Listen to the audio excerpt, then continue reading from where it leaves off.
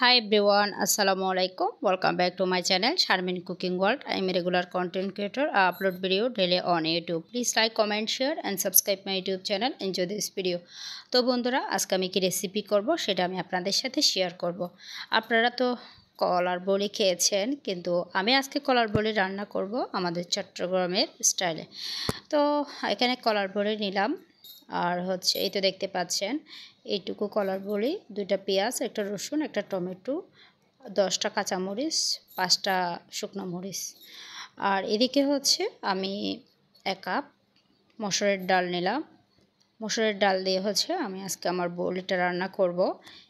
আমার মারা যেভাবে রান্না করে আমি ঠিক সেমভাবে রান্না করতেছি আজকে। তো আশা করি ভিডিওটা আপনাদের ভালো লাগবে।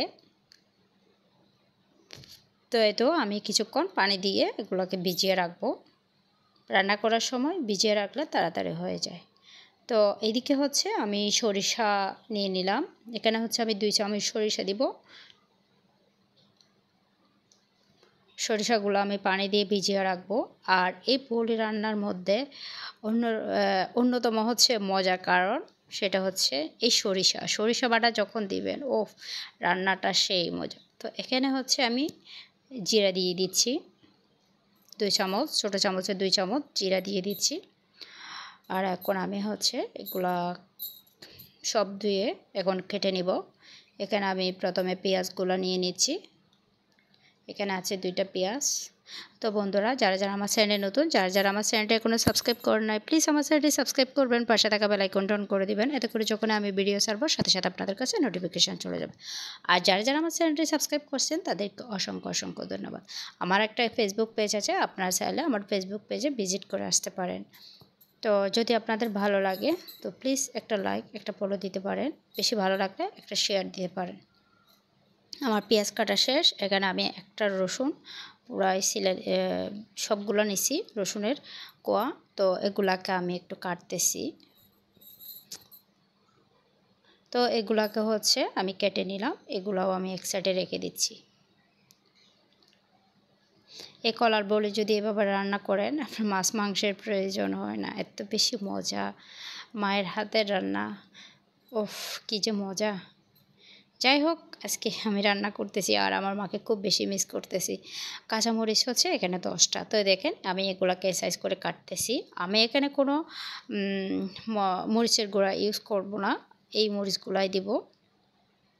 তো কাঁচামরিচ দিলে একটু বেশি ভালো লাগে। তো মরিচগুলোকেও আমি কেটে নিলাম।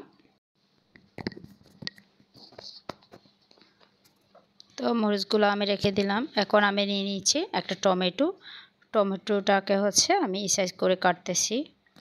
আর টমেটোটা দিলে অনেক বেশি মজা লাগে, আপনারাও চেষ্টা করবেন এখানে একটা টমেটো দেওয়ার জন্য।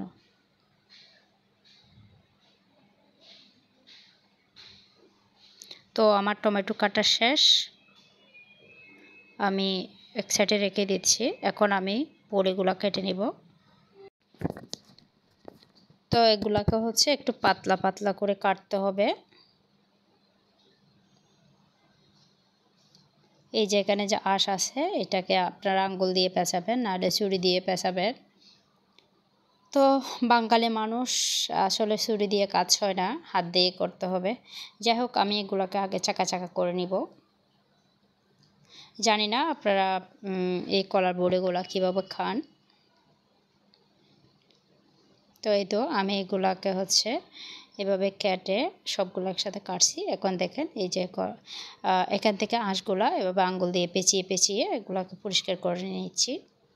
খুব সহজ, তবে আমার আঙ্গুলটা একদম ব্যথা হয়ে গেছে, এগুলো এমনভাবে আঙ্গুলে পেঁচাইছে।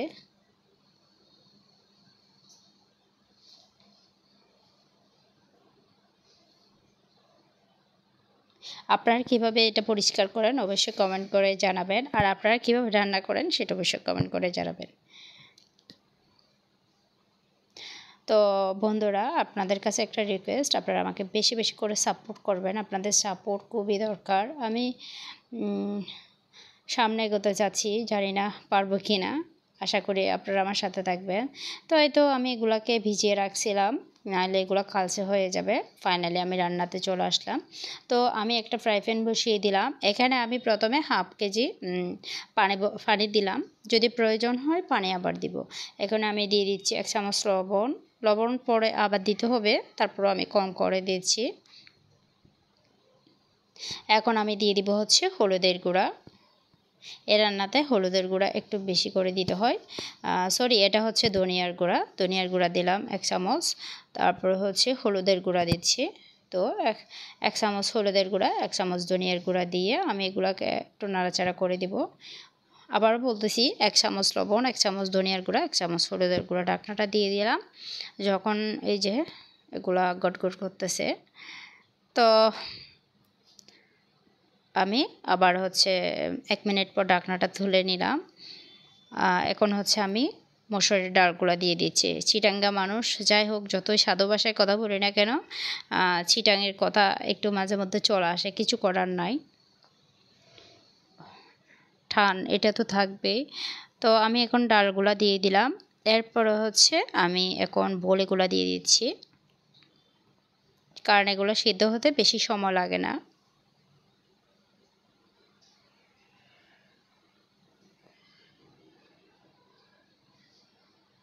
এখন আমি একটু নাড়াচাড়া করে দেব।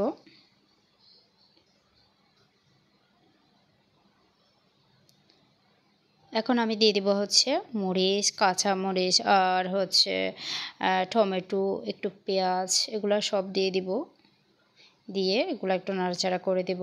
এরপর আমি ঢাকনাটা দিয়ে দিব। আমি হচ্ছে 5 মিনিট পর ঢাকনাটা তুলে নিলাম। এই ফাঁকে আমি একটা কাজ করছিলাম, এটা স্কিপ হয়ে গেছে। আমি সরিষাগুলো হচ্ছে একটু পেস্ট করলাম।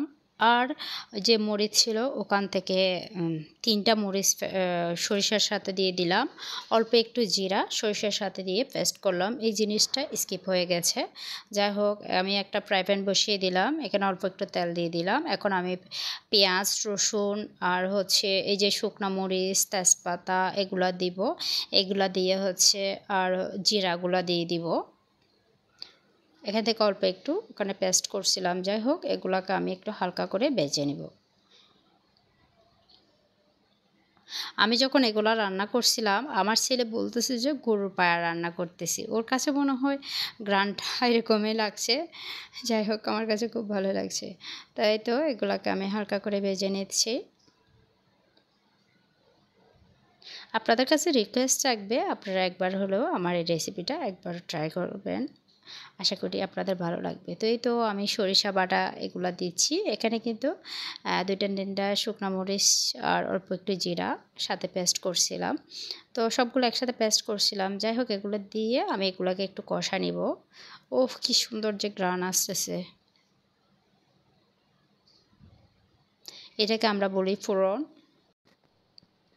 তো আমি এগুলা হচ্ছে এখন যে আমার যে রান্না করা বড়িগুলো আছে ওখানে দিয়ে দিব।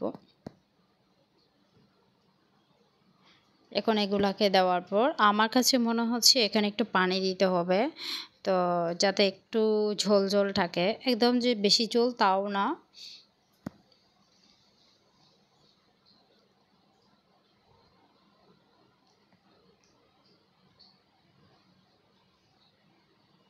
তো এখানে অল্প একটু পানি দিয়ে দিলাম। ওই কড়াইটাতে একটু পানি দিয়ে এখানে একটু বসাই দিলাম। আমার রান্নাটা এখন হতে আর বেশিক্ষণ সময় লাগবে না। আমার কাছে মনে হয়েছে লবণটা একটু কম হয়েছে। আমি এখন লবণ দিয়ে দিলাম, দিয়ে একটু নাড়াচাড়া করে দিলাম। দেখেন সুন্দর একটা কালার চলে আসছে। আমি এখন ঢাকনাটা দিয়ে দিব। তো ফাইনালি 5 মিনিট পর আমি ঢাকনাটা তুলে নিলাম। আমার রান্নাটা প্রায় শেষ পর্যায়ে। এখন হচ্ছে আমি একটু রেখে নামিয়ে নিব। তো আমি একটা বাড়িতে এখন নিয়ে আপনাদেরকে দেখাচ্ছি।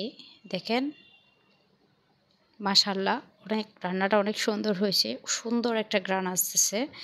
তো বন্ধুরা, আমার আজকের রেসিপিটা আপনাদের কাছে কেমন লাগলো অবশ্যই কমেন্ট করে জানাবেন। যদি আমার রেসিপি আপনাদের এটুকু ভালো লাগে, প্লিজ একটা লাইক, একটা কমেন্ট, একটা শেয়ার করবেন। সবাই ভালো থাকবেন, সুস্থ থাকবেন। আবারও চলে আসবো নতুন কোনো রেসিপি নিয়ে।